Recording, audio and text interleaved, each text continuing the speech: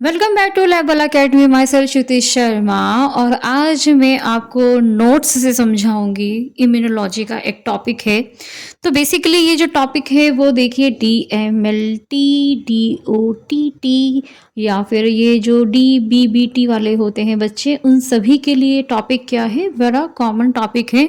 Because क्योंकि आपको मालूम है इम्यूनोलॉजी किसका पार्ट है, माइक्रोबायोलॉजी का पार्ट है। और जहाँ पे माइक्रो होती है वहाँ पे इम्यूनो होती है। तो एंटीजन एंटीबॉडी रिएक्शंस जो है ये बहुत सेंसिटिव टॉपिक है और ये एग्जाम में इसके टाइप से रिलेटेड क्वेश्चंस आते हैं।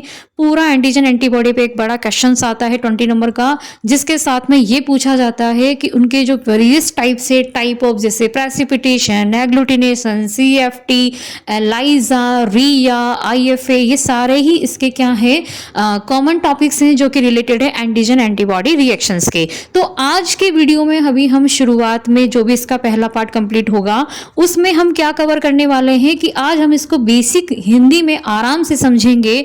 आप पूरा वीडियो ध्यान से समझना, यहाँ नोट्स भी हैं बाकायदा, आप चाहें तो यहाँ से इसको कॉपी भी कर सकते हैं। तो हमें यहाँ पे पहले इसके कॉन्सेप्ट वाइज समझना है कि एंटीजन एंटीबॉडी रिएक्शन होती क्या है। देखिए, आपको रटना नहीं है, आप रटेंगे तो आपको बिल्कुल कंफ्यूजन होगा, आप भूल जाएंगे। लेकिन अगर आप एक बार इस चीज को अगर नोट्स को समझ के पढ़ेंगे तो आपके दिमाग में स्टोरी बनेगी जिसको कि आप अपने एग्जाम के अंदर डिस्प्ले कर सकते हैं। तो let's start today antigen antibody reactions. ठीक है, तो स्टूडेंट्स इंट्रोडक्शन हम देखते हैं कि antigen and antibody reaction is special process when antigen enter into a body and it produce it's corresponding antibody inside of body and bind with the antigen. This process is called antigen antibody reaction. मतलब कहने का क्या है कि antigen antibody reaction को यहाँ हमें define करना है कि एंटीजन और एंटीबॉडी रिएक्शन का मतलब होता है ये एक ऐसा स्पेशल प्रोसेस है जबकि कोई एंटीजन जैसे कि मान लीजिए कोई माइक्रोबियल एंटीजन हो गया, कोई डस्ट हो गया, कोई पॉलन ग्रेन्यूल्स हो गए, या कोई भी एलर्जी वाली कोई चीज अगर आपकी बॉडी के अंदर जा रही है जैसे कि आपको प्रॉब्लम हो रही है, वो सभी एंटीजन के अंदर आते हैं। ठीक है, तो ये सारे जब एंटीजन आपकी बॉडी के अंदर जाते हैं तो आपकी इम्यूनिटी को इफेक्ट करते हैं। साथ में क्या करते हैं, बॉडी के अंदर ये अपने ही अकॉर्डिंग पाए जाने वाली एंटीबॉडी, जैसे कि एक चाबी अपने ताले के अंदर लगती है, तो सेम एंटीजन जब आपकी बॉडी के अंदर जाता है तो उसके विपरीत में क्या होती है, एंटीबॉडी वहां पे प्रोडक्शन होता है ना। अगर मान लो बैक्टीरिया एंटीजन है तो बैक्टीरिया के लिए एंटीबॉडी बनेगी, वायरल एंटीजन है तो वायरल के लिए एंटीबॉडी बनेगी। ऐसा नहीं होता कि बैक्टीरिया का एंटीजन वायरल की एंटीबॉडी पे काम कर ले या वायरल के एंटीजन पे बैक्टीरिया की एंटीबॉडी काम कर ले।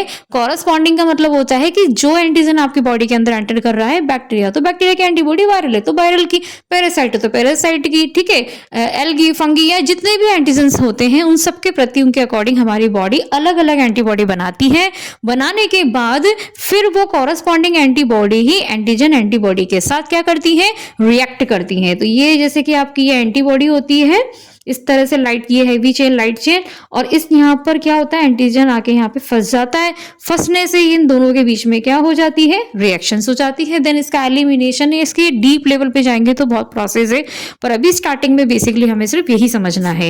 In first stage of reaction involve formation of antigen antibody complex. अभी मैंने आपको बताया ना कि ये जहाँ पे एंटीजन पे एपिटोप्स होते हैं और एंटीबॉडी पे पैराटोप होते हैं, तो एपिटोप पैराटॉप से कनेक्ट होके देन एंटीजन एंटीबॉडी आपस में रिएक्शन बनाता है। तो ये जो कॉम्प्लेक्स बना वो क्या कहलाया, formation of antigen antibody complex है।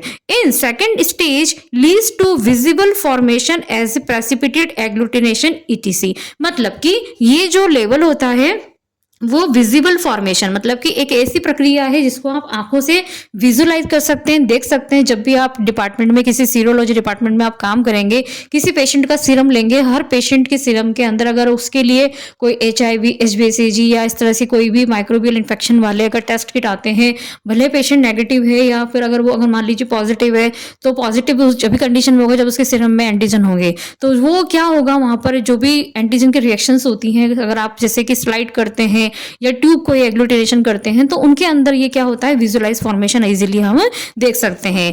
इन सेकंड थर्ड स्टेज में डिस्ट्रक्शन ऑफ एंटीजन और its neutralization when antigen bind with antibody. ये न्यूट्रलाइजेशन मैं आपको आगे समझाऊंगी, ये अलग से इसका टॉपिक है।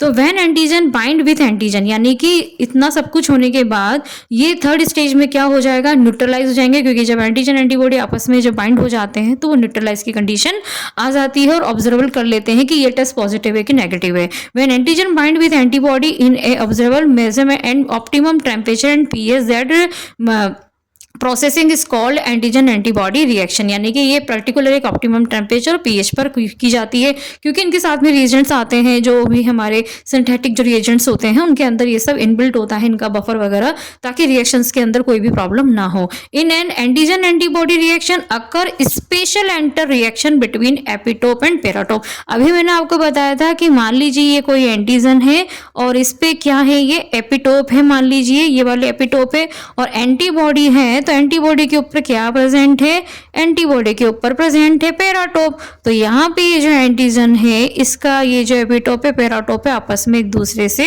बाइंड हो जाता है। तो ये की लॉक का काम करता है कि इसको लॉक मान लो, इसको की मान लो, या इसको लॉक मान लो, इसको की मान लो। एपिटोप किसके ऊपर प्रेजेंट है, एंटीजन पे। पेराटोप किसके ऊपर प्रेजेंट है, एंटीबॉडी पे। तो एंटीबॉडी पे प्रेजेंट है पेराटोप, तो पेराटोप एपिटोप से जुड़ेगा और एंटीजन एंटीबॉडी का कॉन्जुगेशन हो जाएगा। हो गई रिएक्शन। तो कुल मिला के इंट्रोडक्शन में ये कहा जा रहा है कि एंटीजन एंटीबॉडी रिएक्शन का मतलब होता है कि जब भी कोई एंटीजन हमारी बॉडी में प्रवेश करता है तो हमारी बॉडी इंड्यूस हो जाती, इफेक्टिव हो जाती, एंटीबॉडी का प्रोडक्शन होता है। देन एंटीजन एंटीबॉडी एक दूसरे से बाइंड होते हैं। किसके थ्रू बाइंड होते हैं, एपिटोप और पेराटोप के थ्रू बाउंड होते हैं। बाइंड होने के बाद इनके बीच में न्यूट्रलाइजेशन होता है, रिएक्शंस होती हैं, चाहे वो प्रेसिपिटेशन हो, न्यूट्रलाइजेशन हो, एग्लूटिनेशन हो, और एक पर्टिकुलर टेम्परेचर और पीएच के ऊपर होता है। ठीक है, तो आगे हम बात चलते हैं कि व्हाट अबाउट एपिटोप। अब यहाँ पे जो वर्ड आ रहा है एपिटोप, ये किसके लिए आया है, एपिटोप आया है बेसिकली एंटीजन के लिए, और पेराटोप जो है वो किसके लिए आया है, पेराटोप आया है एंटीबॉडी के लिए। तो epitope is a special part of antigen, it help on antigen to binding with antibody. Epitope किसके ऊपर प्रेजेंट है, एंटीजन पे। बाइंड किसके होंगे, हेल्प से, किससे बाइंड होना है इनको फाइनली, एंटीबॉडी से। पेराटोप किसके ऊपर प्रेजेंट है, एंटीबॉडी पे।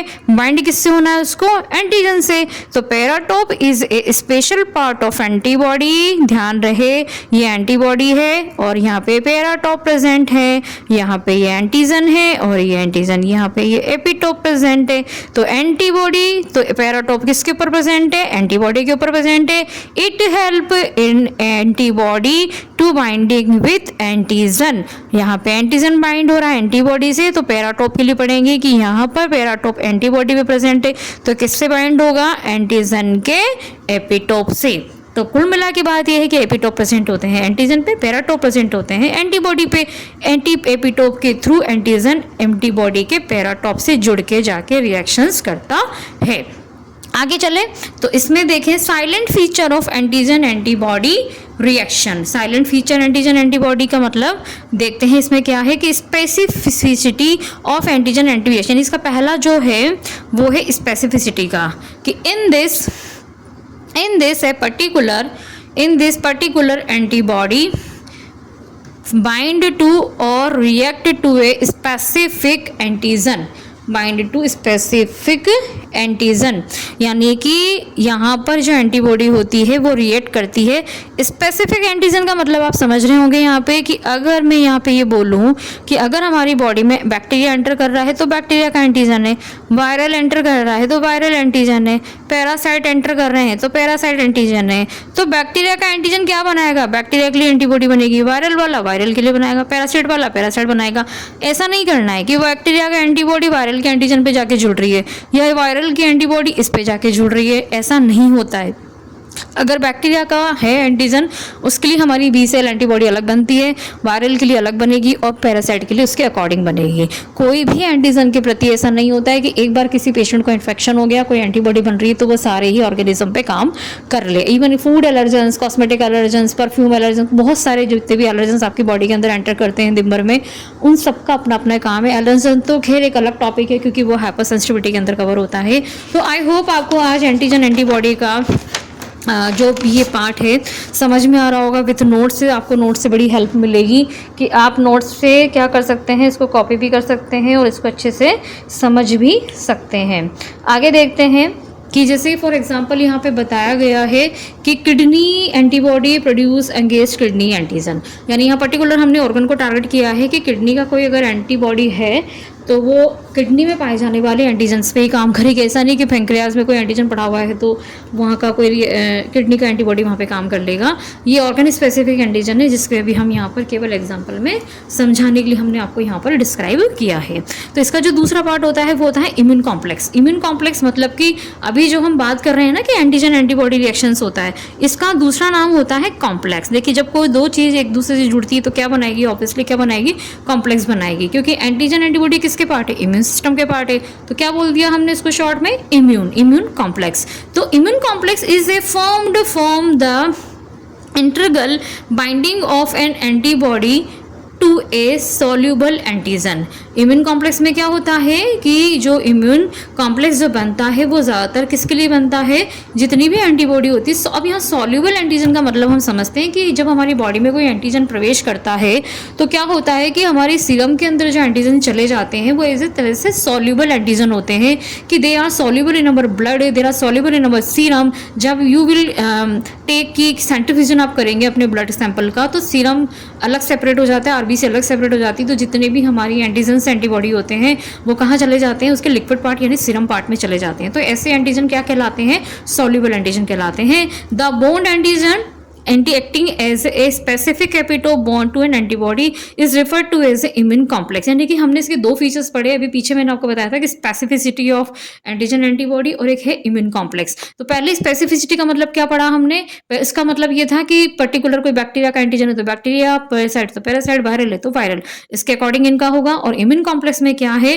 कि इसका मतलब है कि कोई सॉल्युबल एंटीजन है, मान लीजिए हम पर्टिकुलर सीरम की बात करें तो वहां पर भी सेम वही कंडीशन अप्लाई होगी कि एंटीजन का जो एपिटोप होगा उसके अकॉर्डिंग ही वहां पे जो एंटीबॉडी होगी सीरम में, वहां पे उसके जो पेराटोप होंगे उसी से जाके बाइंड करेगा। भले ही पेशेंट को दो इन्फेक्शन है, क्या, बैक्टीरिया और वायरस, लेकिन अगर बैक्टीरिया का एंटीजन सॉल्युबल एंटीजन आपके ब्लड में है तो वहां पे बैक्टीरिया की एंटीबॉडी काम करेगी। वायरल का अगर एंटीजन है तो वायरल की एंटीबॉडी उससे बाइंड होगी। तो आगे हम देख लेते हैं ये कि difference between agglutination and precipitation, क्योंकि आगे जाके हम क्या करेंगे, ये टाइप्स है, क्या है ये एंटीजन एंटीबॉडी के फर्स्ट टाइप से, जो कि हमारे डीएमएलटी सेकंड ईयर और डीओटी दोनों बच्चों में, ये दोनों बच्चों के लिए है ये वाला टॉपिक। कभी आप ध्यान से समझें इन चीजों को कि बहुत इंपॉर्टेंट है और ये एग्जाम में मोस्टली क्वेश्चंस पूछे जाते हैं, प्रेसिपिटेशन एंड अबाउट एग्लूटिनेशन।